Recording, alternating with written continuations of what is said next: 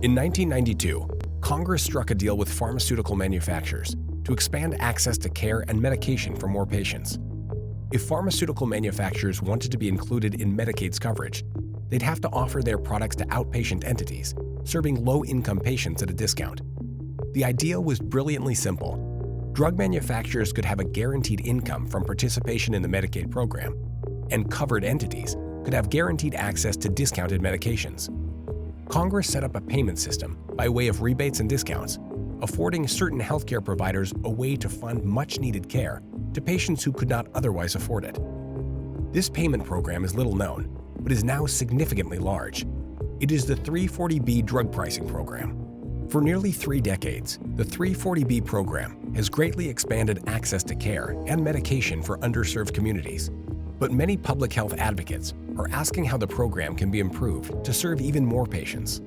All public-private partnerships require transparency to instill confidence in the program. It brings us more accountability and more effective programs.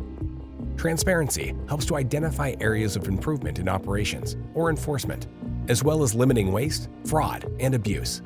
Transparency in the 340B program ensures investments into patient access to care and medications for critically vulnerable populations and reaching patients. Accountability is often broadly discussed on a variety of levels about governmental and social issues, and the 340B drug pricing program is certainly no exception. The 340B program exists to address the healthcare needs of a segment of society, social needs. As such, program accountability is of paramount importance since patient health depends on it. These needs are often met through charity care. A cornerstone argument in favor of the 340B program centers on so-called charity care rates of participating disproportionate share hospitals, DSH. Those covered entities, specifically DSHs, should be able to leverage their 340B dollars to extend care and outpatient medications to offset losses from uncompensated care.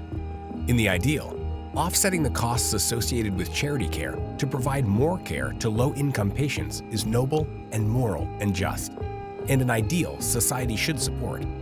The problem occurs when charity care doesn't match the needs of the community. The 340B program has witnessed explosive growth over the last decade, but unfortunately it hasn't always translated into greater access to care and medication. Contract pharmacies represent one of the largest areas of growth in the program, operating as middlemen, with their hands in the proverbial cookie jar. Since not all contract pharmacies adopt patient-first models of care, arguably, it would appear everyone is directly benefiting one way or another from the program and its lucrative revenue stream, except for patients. The 340B program has no doubt added benefit for patients and providers alike.